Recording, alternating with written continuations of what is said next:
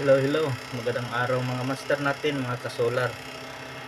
So, update muna natin ngayon kasi may nag-message na nito doon sa probinsya. Balak niya daw bilhin. So, ipapakita natin yung function. So, bakit napakalakas ng charge ngayon? Dito muna tayo. Tingnan nyo. Umabot siya ng 14. Yan. Bakit nilagyan natin ng blower? Tingnan muna natin dito sa labas.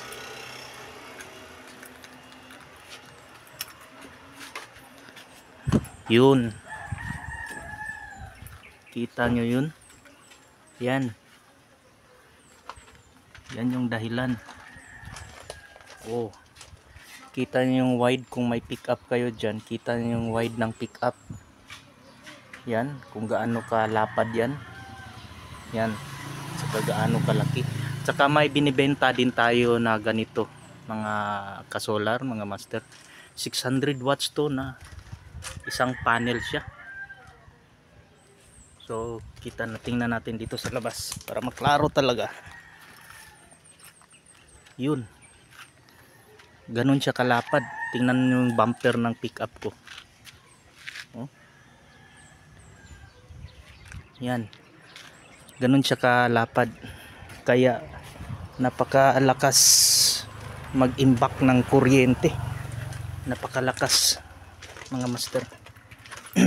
Balik tayo doon sa ano, sa assembled setup kasi nag-message na yung buyer. I-prepare ko lang muna lahat. Tingnan nyo sa ito, gumagana yung inverter natin yan, at saka anong pinapagana niya. So itong 70 watts natin na cooler, at saka itong ref natin. Yan, nagtataka kayo bakit napagana niya yung ref na 1000 watts man lang. Yun yung kahalagahan ng safe load control. Dahil yun sa safe load control, yung iba dyan alam na yan, yung may gumagamit ng 1000 watts.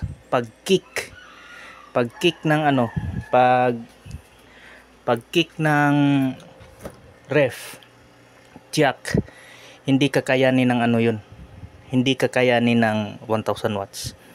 Pero dahil sa safe load control, kayang-kaya niya. So about sa function sa safe load control, i-explore nyo lang yung channel ko.